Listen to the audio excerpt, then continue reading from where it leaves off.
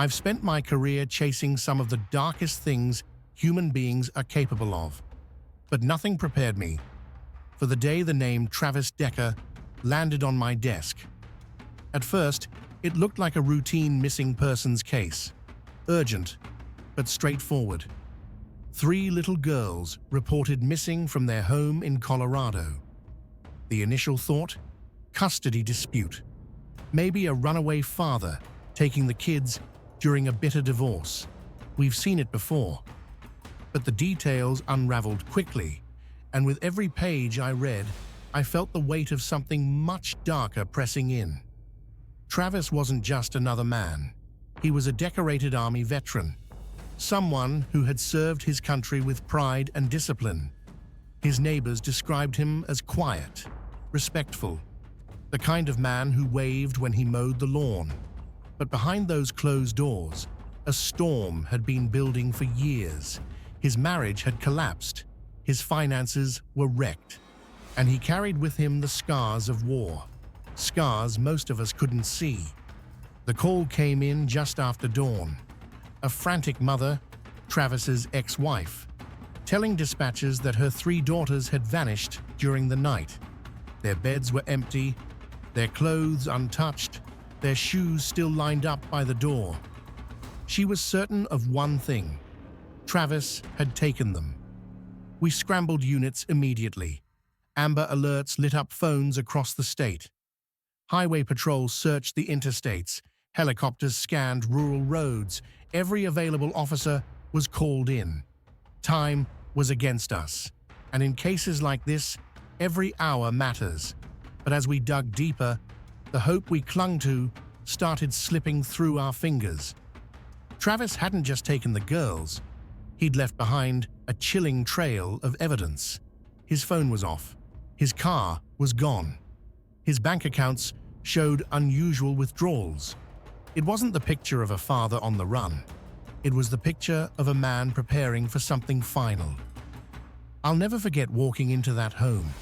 Toys scattered on the living room floor, a half-finished puzzle left on the table, backpacks by the couch ready for school. Ordinary signs of childhood, frozen in time.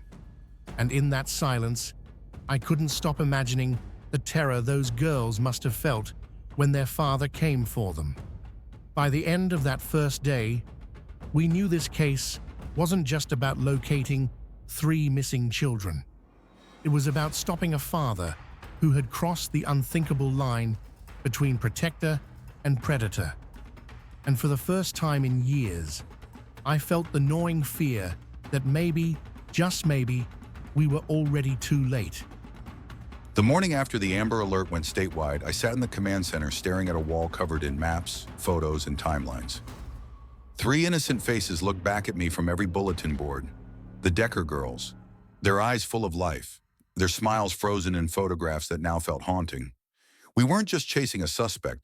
We were racing against time to save children who should have been safe in their own beds.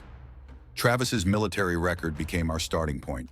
He had served in Iraq, twice deployed, with commendations for bravery. But the man who once wore that uniform with honor wasn't the same man we were now hunting. Years of PTSD, medication changes, unemployment. It all painted a picture of someone spiraling. Friends said he talked about starting over in the mountains. His ex-wife told us he blamed her for ruining his life, and now he had taken the one thing she loved most, their girls. Detectives fanned out through every inch of his past. We hit his storage units, his known hangouts, and even the remote cabins he sometimes rented.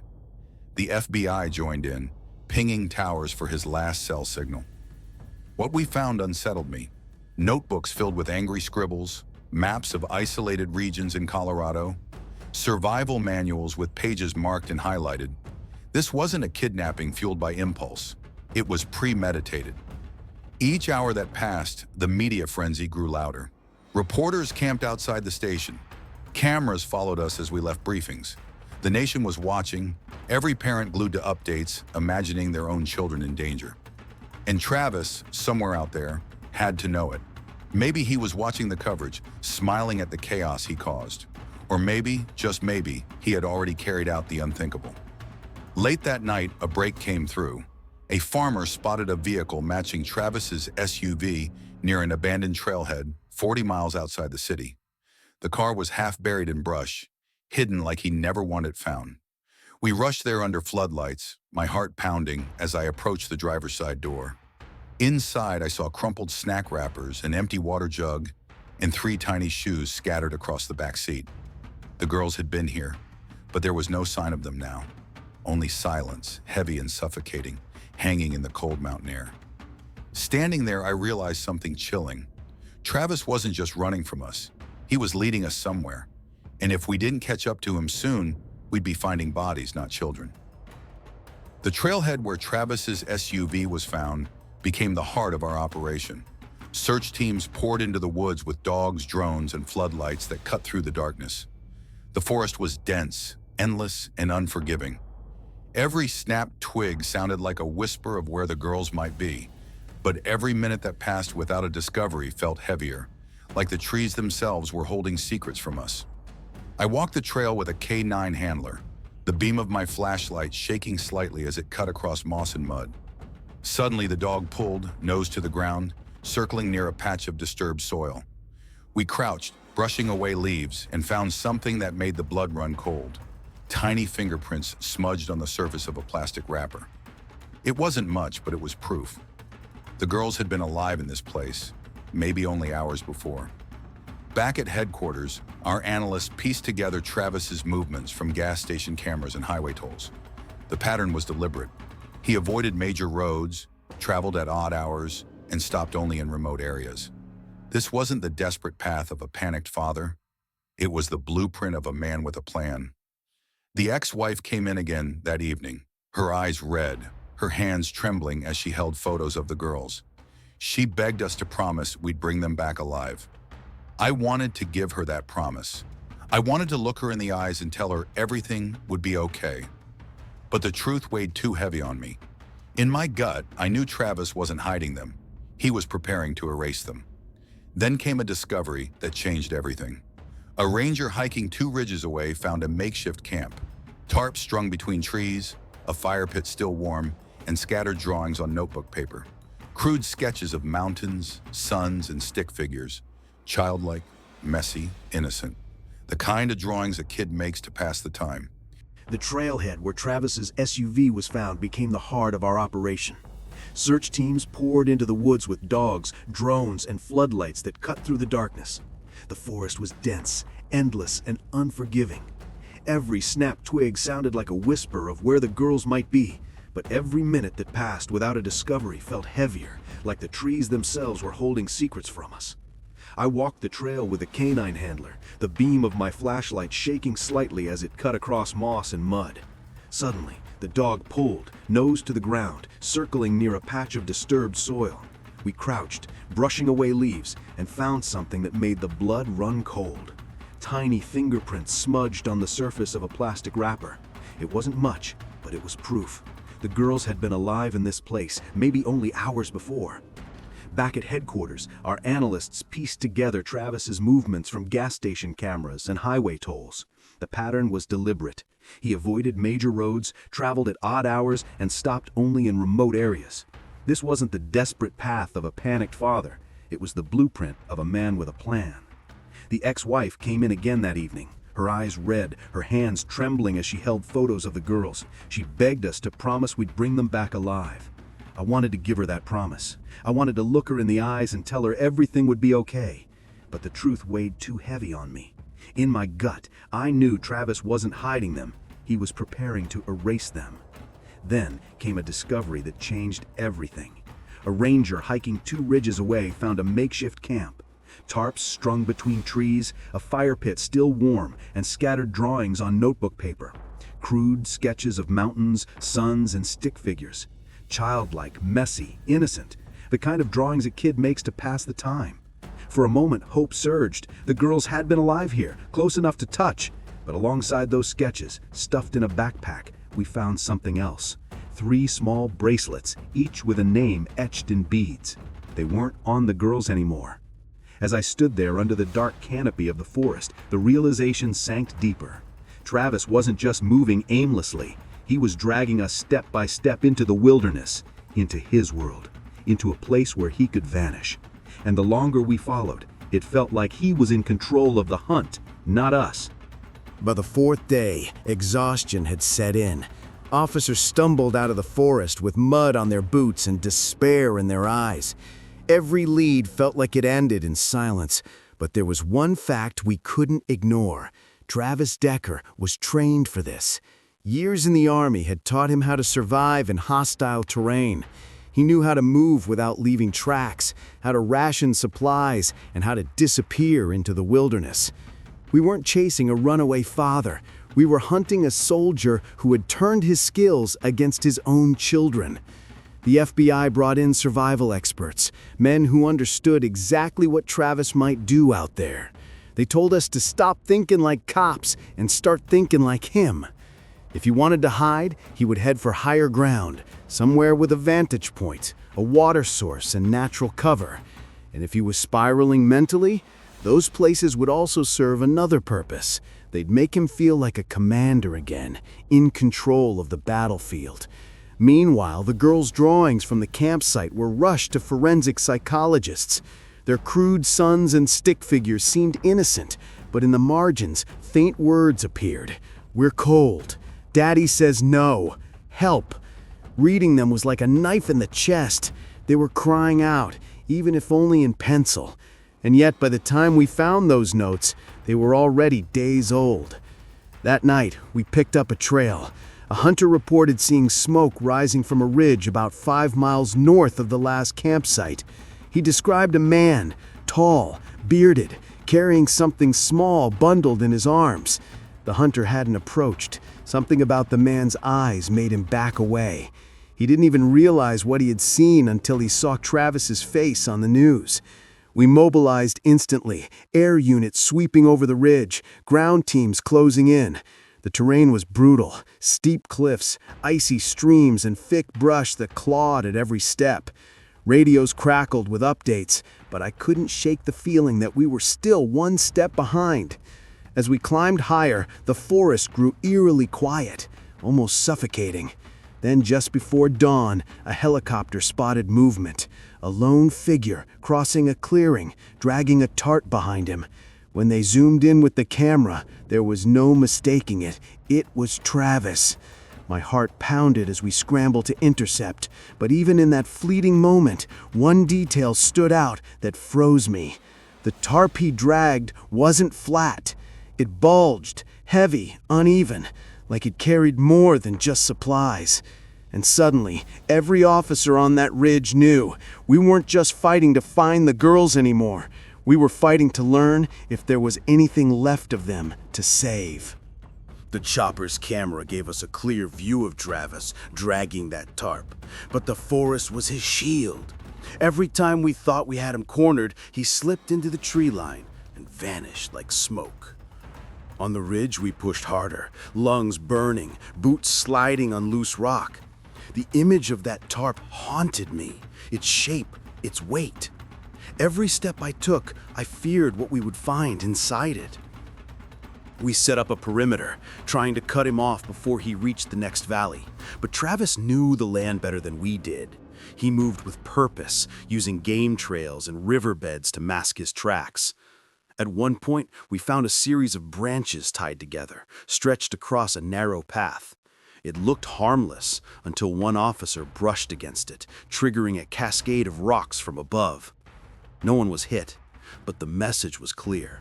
Travis wasn't just running, he was setting traps. The search shifted from pursuit to survival. Every log, every slope, every pile of brush became suspect. He had combat training, knowledge of terrain, and the desperation of a man who believed he had nothing left to lose. That combination made him more dangerous than any fugitive I had faced. Near dusk, one of the canines caught a fresh scent by a creek. The dogs barked wildly, pulling their handlers upstream. We followed, adrenaline pushing us forward. Then we saw it, a small clearing, a circle of stones blackened by fire, and in the center, a half-burned photograph. The picture showed 3 smiling girls at a birthday party, their faces still visible through the ash. My chest tightened. It was as if Travis wanted us to see it, to feel his rage, to know he was in control. As night fell, the forest swallowed us again. Radios buzzed with frustration, officers snapping at one another under the weight of exhaustion. But in the middle of that chaos, I kept replaying the image of Travis in my mind, dragging the tarp, his shoulders hunched, his movements steady. He wasn't running blind. He had a destination, and whatever was inside that tarp, he was determined to take it with him to the end. By the 6th day, the manhunt felt like a war. Lines of officers combed the woods, drones buzzed overhead, and every few hours, helicopters circled the ridges, their spotlights piercing the trees. But Travis still stayed one step ahead. It was as if he could sense us, reading our moves before we made them. That morning, we finally caught a break. A fisherman radioed in that he had seen a man crouched near the riverbank at dawn, scrubbing something in the water. He said the man looked nervous, glancing over his shoulder every few seconds. When shown a photo, the fisherman didn't hesitate. "That's him," he said. "That's Travis Decker." We moved fast. SWAT was deployed, snipers positioned along the ridgeline, and boats dispatched down the river. The current was strong, but if Travis was washing evidence, it meant he wasn't far. As we spread out along the banks, the dogs picked up his trail again, fresh, strong, undeniable. Then, in the mud by the river's edge, we found something that stopped every officer in their tracks. A child's pink jacket, soaked and heavy, caught on a branch. The size was small, far too small for anyone but one of the girls. I picked it up myself, my gloves dripping river water, and for a moment the weight of the case felt unbearable. Was this proof that one of them was gone, or was it bait?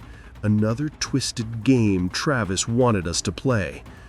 Minutes later, we heard movement in the trees ahead. A dark figure darted between trunks, fast, almost animal-like. "Eyes on!" an officer shouted, and suddenly the forest erupted. Commands over radios, boots pounding the ground, weapons raised.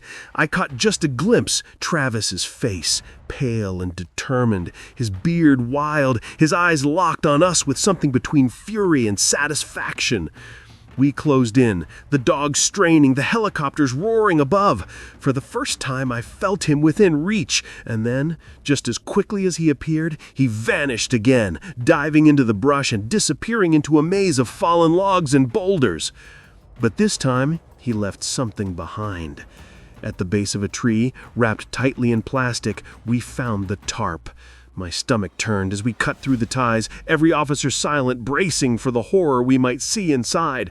And when the last knot came undone, what we found wasn't a body, it was worse. It was 3 small sleeping bags, folded with military precision, lined up side by side. Travis wasn't carrying the girls anymore. He was preparing them for something else, something final. The discovery of the sleeping bags changed everything. It meant Travis was traveling light now, faster, harder to pin down. But it also meant he had a base somewhere, someplace he thought of as safe, where he could keep the girls without carrying their things mile after mile. We pulled his military records again, searching for patterns. One detail stood out. During his training, Travis had spent months in survival exercises, building shelters out of nothing but wood and tarp.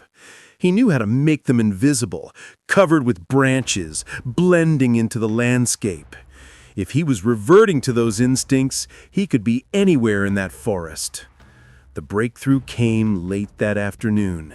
A drone operator scanning the ridge picked up an unusual shape, a flat surface under a heavy canopy, barely visible through the trees. It wasn't rock. It wasn't natural. It was man-made. We sent a team in quietly. No sirens, no lights, just the crunch of boots on leaves and the hiss of radios kept low. When we reached the spot, the air was thick, still, unnervingly quiet. Then we saw it. A crude shelter built from logs and plastic sheeting, camouflaged with leaves. Smoke curled faintly from a fire pit. There were signs of food, cans, wrappers, even a half-eaten apple. The girls had been here. My heart hammered as I pushed aside the tarp flap, weapon drawn, flashlight cutting through the darkness. The shelter was empty. No Travis, no children. But on the ground, scattered across a thin mattress, were tiny belongings. A stuffed animal missing an ear, a notebook with doodles, and a pair of glitter-covered shoes. It felt like stepping into their prison. Then in the corner, we found something more chilling. A journal, pages filled with Travis's handwriting, angry rants about betrayal, about enemies, about cleansing his family from the lies of the world. On one page he wrote, "If I can't raise them, no one will." I read those words under the beam of my flashlight, and for the first time in my career, I felt real fear that we were already too late. As we pulled out of the shelter, one of the dogs barked sharply, nose to the ground, pulling toward a trail that led deeper into the ridge. Tracks, fresh ones. Travis was close, very close, and wherever he was leading those girls, we were about to find it. We followed the tracks out of the shelter, every sense on edge. The prints were fresh, pressed deep into the damp soil, too heavy for just one man. That meant the girls were still with him, alive. My pulse kicked up as I thought of their tiny shoes left behind in the shelter. Was he forcing them to walk barefoot now, or had he made them move faster, carrying them in his arms? Either way, he was close. The K-9 unit led us through a ravine where the air was colder, the silence thicker. Every twig snap echoed like a gunshot. Then, ahead, the dogs froze, barking furiously toward a wall of boulders. We raised our weapons, advancing in formation. That's when I saw him. Travis stepped into view, standing on the rocks like a soldier holding the high ground. His clothes were torn, his beard wild, but his stance was steady, disciplined. In one hand, he clutched a rifle. In the other, a bundle of blankets that seemed to squirm ever so slightly. My chest tightened. One of the girls was inside. "Travis!" I shouted, my voice carrying through the canyon. "Put the weapon down! Let the kids go!" He didn't flinch. Instead, he raised the rifle just enough to remind us who was in control. His eyes locked on me, burning with something between rage and sorrow. "You don't understand," he shouted. "They're safer with me. The world can't hurt them if I end this now." The negotiation team scrambled to set up, whispering strategies through earpieces. But in that moment, all I could think about were those three little faces on the bulletin board back at headquarters. I had to keep him talking. "Travis, you're a soldier," I said, forcing my voice steady. "You fought to protect lives. That's what you've always done. Don't throw that away by hurting the only ones who still believe in you." For the first time, his shoulders trembled. The rifle wavered. He looked down at the bundle in his arms, then back at me. For a heartbeat, I thought he might surrender. Then a sharp cry pierced the air, a child's voice, muffled but unmistakable. One of the girls had moved inside the blankets. Officers tensed, fingers tightening on triggers. Travis's face twisted, torn between fury and grief. And just as we prepared to rush forward, he turned, sprinting along the ridge, the rifle still in his grip, the bundle pressed tight to his chest. Shots rang out, not from us, but from him, wild, erratic, echoing through the canyon. The chase had reached its breaking point. Travis wasn't just running anymore. He was fighting to the bitter end. The moment Travis fired, chaos tore through the canyon.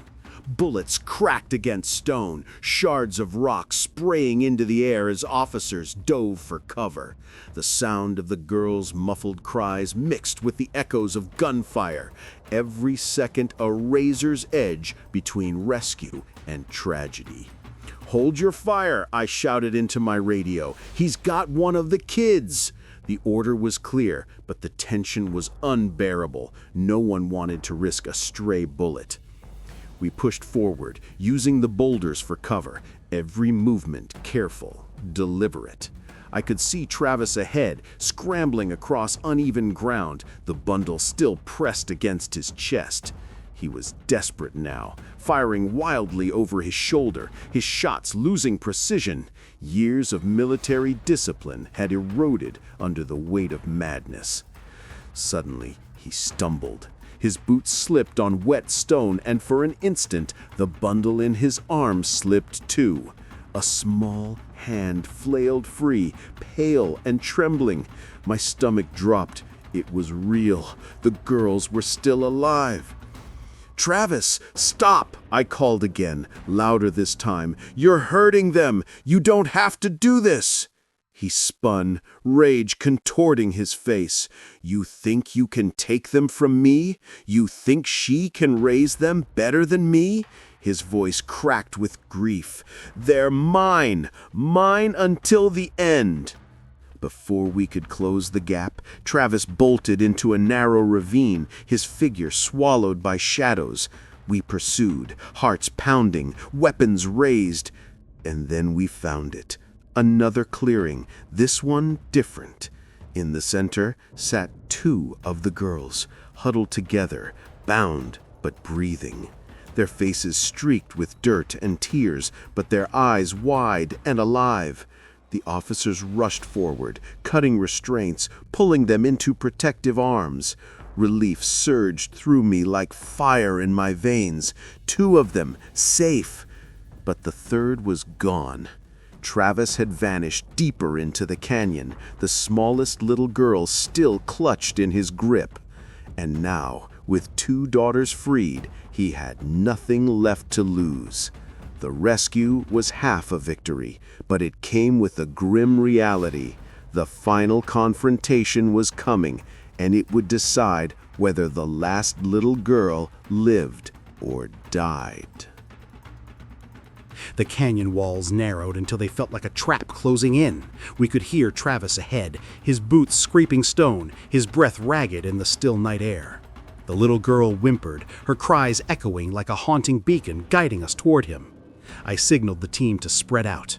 The jagged cliffs above offered high ground, and two sharpshooters climbed fast, their rifles steady, scopes glinting under the pale moonlight. My chest tightened. One wrong move, one twitch of Travis's finger, and it could all be over. "Travis," I shouted, my voice carrying over the rocks. "Two of your girls are safe. They're with us right now. You don't have to lose the last one too. Don't let this end in blood." For a moment, silence. Then his voice cut through the canyon, a raw mix of fury and despair. "They were all I had left. The army took my soul, the government took my future, and she took my family. You don't understand. If I can't keep them, no one will." My gut twisted. He wasn't negotiating. He was preparing for the end. We moved closer, each step deliberate. I could see him now, crouched against the canyon wall, the little girl clutched tightly in his arm, a pistol pressed against his temple. His eyes darted wildly, pupils blown wide with desperation. I lowered my weapon and stepped out from cover. "Travis, look at me. I've been where you are. I know what it's like to feel like everything's been stripped away, but this isn't the way. She's scared, Travis. She needs her father alive, not gone." His hand trembled. For the first time, doubt flickered in his expression. The girl shifted, her small fingers gripping his sleeve, as if begging him to stop. My heart raced. We were right on the edge. Then, crack! A single rifle shot split the air. Dust exploded inches from Travis's shoulder. One of the sharpshooters had fired a warning shot, hoping to jolt him into surrender. But instead, it snapped something inside him. With a roar, Travis turned, dragging the girl toward the cliffside, his pistol raising not toward himself, but toward her. In that frozen second, training overpowered fear. My finger squeezed the trigger. The report of my weapon echoed through the canyon. Travis's body jerked, the pistol clattering from his hand as he crumpled to the ground. The girl tumbled free, sobbing, scrambling into my arms as I rushed forward. She buried her face into my vest, trembling, but alive. Alive. Behind me, the canyon fell quiet, the tension collapsing into a heavy silence broken only by the sound of the child's cries. Travis Decker, soldier, father, and now murderer, lay still on the canyon floor, his war finally over. But for the girls, and for everyone who had chased this nightmare to its bitter end, the scars were only beginning. By sunrise, the canyon had turned into a crime scene, swarming with flashing lights and hushed radio chatter. Paramedics rushed the youngest girl to a waiting ambulance, wrapping her in blankets while her sisters clung to each other, refusing to let go. Their tiny faces were pale, their eyes hollow with shock, but they were alive. And in our line of work, that was a miracle. As Travis's body was carried out under a black tarp, the silence among my team was heavy. No one cheered, no one felt like a hero. Because when a father dies at the hands of law enforcement, when children are left to watch their world collapse, there is no victory, only survival. The media wasted no time. By the time we returned to base, the headlines were everywhere. Decorated veteran turns killer. 3 children survive harrowing kidnapping. Family tragedy in the canyon. Reporters hounded us, their questions sharp, their cameras relentless. But what haunted me wasn't the press. It was the quiet sobs of the 3 little girls in the hospital ward. They had been rescued, yes, but their lives would never be the same. The eldest, barely old enough to understand, whispered to me through trembling lips, "Why did Daddy do this?" I had no answer. My throat tightened, words choking in silence. Because how do you explain to a child that love can twist into possession, that protection can turn into destruction? How do you tell them the man who once carried them on his shoulders had become their greatest threat? At Travis's small military funeral, the air was thick with contradiction. Veterans stood rigid in uniform, saluting a fallen brother in arms. But just beyond them, grieving family members held the girls close, struggling to reconcile honor with horror. His casket bore a flag, but behind closed doors, whispers carried the truth. A hero undone by his own demons. The tragedy didn't end with his death. It spilled into courtrooms, therapy sessions, endless paperwork, and the painful journey of 3 children trying to rebuild. And for me, every time I closed my eyes, I saw the moment his finger twitched, the gun falling from his grip, and the fragile life of a child saved by a fraction of a second. This wasn't just another case. It was a reminder that monsters aren't always strangers in the dark. Sometimes they're the people we trust most, the ones we never thought we'd fear. In the weeks that followed, the case of Travis Decker didn't just fade into the background, it exploded into the center of national conversation. Courtrooms filled with lawyers, reporters, and grieving relatives. Even though Travis was dead, the legal system still had its work cut out. Custody hearings, estate disputes, psychological evaluations for the girls, and a tidal wave of lawsuits that came crashing against the state.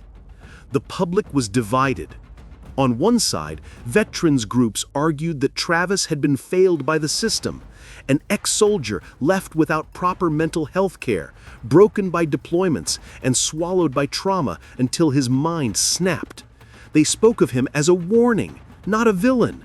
On the other side were furious parents and child advocates who demanded to know how the signs had been missed, how a man capable of such violence had been allowed near his children for so long. To them, Travis wasn't a tragedy, he was a murderer. The girl's mother, already shattered by grief, found herself in the center of the storm. She attended hearing after hearing, her voice steady, but her eyes heavy with exhaustion. She fought for custody, determined to shield her daughters from further pain. But every court session meant reliving the nightmare. Photos from the canyon, recordings of Travis's last words, and testimony from officers who had seen it unfold. The children themselves became unwilling symbols. Their faces blurred on the news, their names withheld for protection, but their story was told again and again, dissected by talking heads on national television. They were no longer just kids, they were case studies, lessons, political ammunition, and every retelling ripped their wounds open a little more. I testified at one of the hearings. Standing there in uniform, under the sterile lights of the courtroom, I felt the weight of every word. I described the chase, the gunfire, the split-second decision that saved a little girl's life. The jury listened in silence, but I could feel their questions burning. Could we have done more? Could we have stopped him sooner? The answer hung in the air, unspoken. Because, in truth, no matter how many reports were filed, how many investigations opened, the damage was permanent. 3 children had lost their father, their innocence, and their sense of safety, all in one night. Outside the courthouse, protesters gathered. Some held signs demanding more support for veterans. Others demanded stronger child protection laws. Both were right in their own way. But standing there, watching the clash of voices, I realized something. Justice in cases like this was never clean. It was never simple. Months passed, and the girls slowly began to rebuild fragments of their lives. Therapy sessions became routine, schoolwork returned, and the small routines of childhood, laughter at recess, bedtime stories, whispered secrets, began to creep back into their days. Yet beneath every smile, a shadow lingered, the memory of their father's betrayal, the nights in the canyon, the terror that had gripped their small bodies. Their mother never let them face it alone. She became their anchor, attending every counseling session, celebrating every small victory, shielding them from the media, and holding their hands when memories threatened to overwhelm them. The bond between them grew stronger than anyone could have imagined, forged in the fire of tragedy and tempered with resilience. For law enforcement, the case became a study in prevention, in the complexities of tracking a dangerous individual with military training, and the importance of responding quickly to early warning signs. We debriefed for hours, dissecting every decision, every missed opportunity, but also every moment where courage had kept lives intact. In the quiet moments, I often thought of Travis, not with relief, not with anger, but with an understanding of what had broken him. A decorated soldier, a father, a man who had succumbed to his demons. His death closed the physical threat, but the psychological scars lingered for the girls, their mother, and for all of us who had chased him through that canyon. One evening, I visited the family at home. The girls ran around the yard, laughing, free in a way that had seemed impossible weeks before. Their mother watched, eyes glistening, knowing that while the past could never be erased, the future could still be theirs to shape. And in that moment, I realized what the story had always been about. Not the chase, not the fear, not even Travis's crimes, but the resilience of children, the strength of a mother, and the commitment of every officer who refused to let them be lost. The nightmare had ended, but the lessons remained. Trust is fragile, courage is relentless, and even in the darkest shadows, hope can survive.